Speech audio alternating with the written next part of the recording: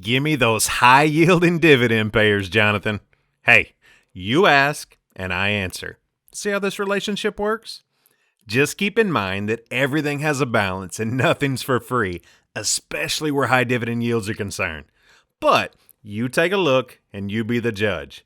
If you want to invest in real estate but hate the thought of dealing with costly property repairs and tenants, pull up a chair to the table and check out the top 5 highest yielding REITs on today's edition of Constant Cash Flow. We're not wasting any time today. We're going to jump right in with the number 5 REIT on our list, the Armor Residential REIT, ticker symbol ARR. It's managed by Armor Capital Corporation and invests exclusively in residential mortgage-backed securities issued or guaranteed by a United States government-sponsored entity, such as Fannie Mae, Freddie Mac, or they're guaranteed by the Government National Mortgage Administration. Their securities consist primarily of fixed-rate loans. The remaining are either backed by hybrid adjustable rate or adjustable rate loans. ARR has been around since 2008 and has paid out $1.7 billion of dividends to its investors through November 2021. It's currently trading at $9.75, and it has a dividend yield of 12.01%. Although that's an impressive dividend yield, ARR's share price is down 9% over the past year and down 55% over the last 5 years, taking a huge drop during the pandemic, and it's really never recovered. Well, that could be a problem. When we look at the dividend metrics, ARR has a negative dividend growth rate over the last 5 years to the tune of 16.86%. Their last dividend was announced on November 29th with a payout date of December 29th. This REIT does pay a monthly dividend, paying 10 cents based on its most recent announcement. History shows that ARR has been consistently decreasing its dividend over time and canceled its dividend altogether for 2 months amid the pandemic in 2020. There is absolutely nothing that makes me think ARR is a safe investment now or even in the future. But take a deeper look if it makes you raise an eyebrow, and you can be the judge of that. Before we hit REIT number 4, I just wanted to give a quick shout out to 2 recent subscribers, Jason Whitehead and Patrick Julian. Thanks for watching and subscribing, guys. I really appreciate it. Number 4 on our list brings us to Invesco Mortgage Capital Incorporated, ticker symbol IVR. This mortgage REIT focuses on financing and managing residential and commercial mortgage-backed securities and mortgage loans. It was founded in 2008, and it's headquartered in Atlanta, Georgia.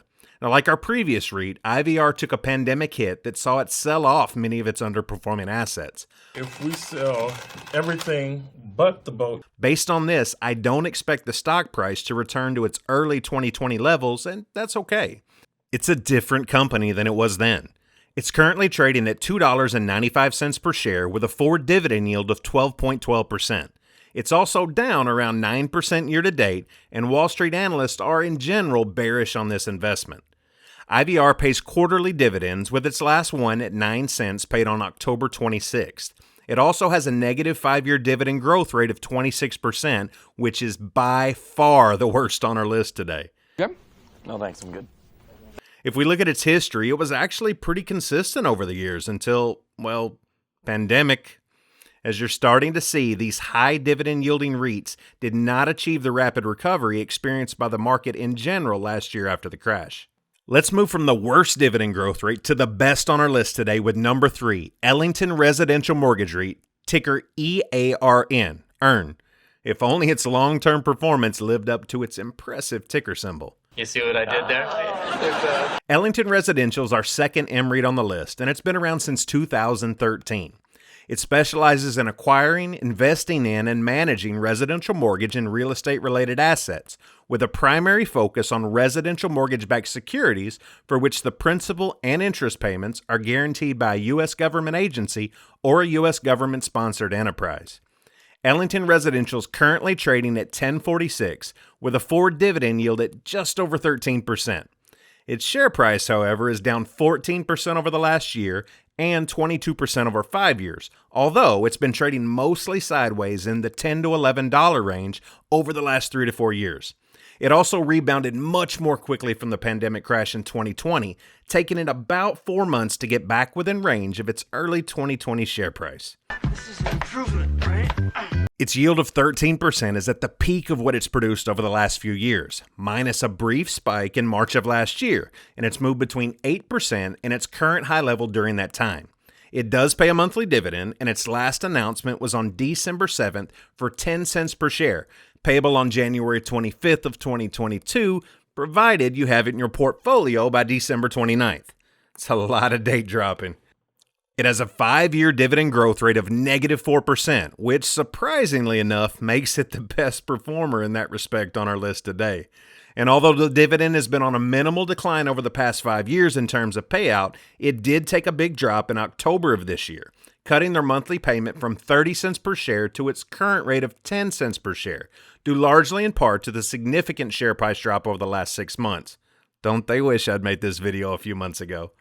Although the red flags on this one are not quite as crimson as the first two on our list, I definitely do a little more research before buddying up with Ellington. Number 2 on our list of top-yielding REITs has us rubbing shoulders with one of the more well-known companies on this list, Cherry Hill Mortgage Investment Corporation, ticker symbol CHMI. Cherry Hill considers himself a hybrid residential mortgage REIT, selectively acquiring mortgage servicing rights through flow or bulk purchases with mortgage servicers.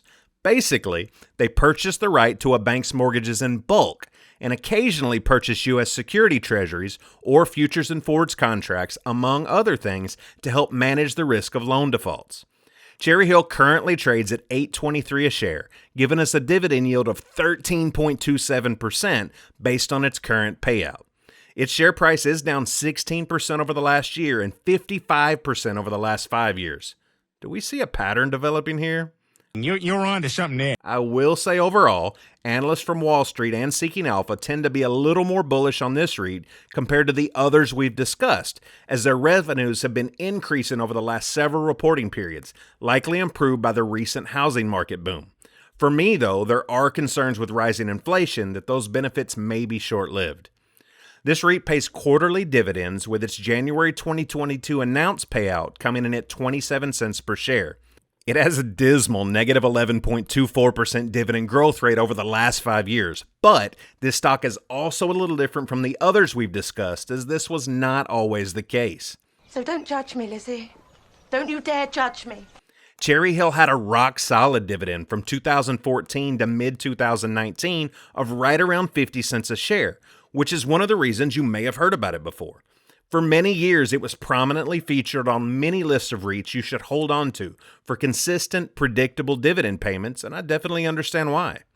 Now, we've come to number 1 on the list, the highest yield REIT in the market as of today. I really appreciate you hanging out with me so far, and if you've gotten some good information out of today's video, I'd be forever in your debt for popping that like button and subscribing to see more content. With no further ado, number 1 on our list of top-yielding REITs is Orchid Island Capital, ticker symbol ORC. Jigsaw 2045 even called this yesterday in the comments of my video on the highest-yielding monthly ETFs. Good job, buddy. ORC is a specialty finance company that invests in residential mortgage-backed securities on a leveraged basis. What that means is that it's designed to generate amplified returns through the use of financial instruments including swaps, futures, and other derivatives. Income generated for distribution to its shareholders is primarily based on the difference between the yield on their mortgage assets and the cost of their borrowing. Orchid Island Capital currently trades at $4.49 per share and has a dividend yield of 17.37%. It, too, has taken a significant hit this year to the tune of almost 16% and is down almost 60% over the last 5 years when looking at share price alone. That developing pattern we talked about earlier, pretty sure it's a clear picture by now. I will say that ORC has been increasing its capital allocation towards Fannie Mae and Freddie Mac with profitable results into Q4 of 2021, which is why many analysts are slightly bullish on this stock right now. But again, inflation's at its peak, with indications rife that it'll continue rising into Q1 of 2022. This, of course, would negatively impact the entire REIT market.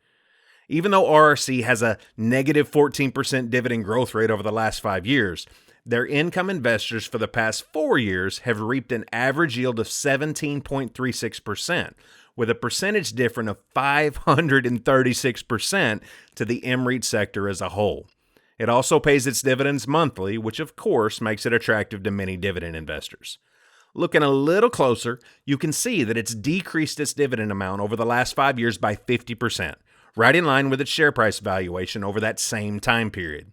Listen, in reality, these REITs on our list don't really fall in line with my investing goals and timeline, but Orchid Island and Cherry Hill are at least two that are worth a closer look. If any of these look like something that may pique your interest, do a little more research to see if they're a good fit for your goals and your personal risk tolerance, because in the end, it's what really matters. Let me know in the comments if there are any stocks or any types of stocks you'd like to see in a future video. On the right, you can find more videos, including one on the top 5 highest yielding ETFs. Thanks for watching and see you next time.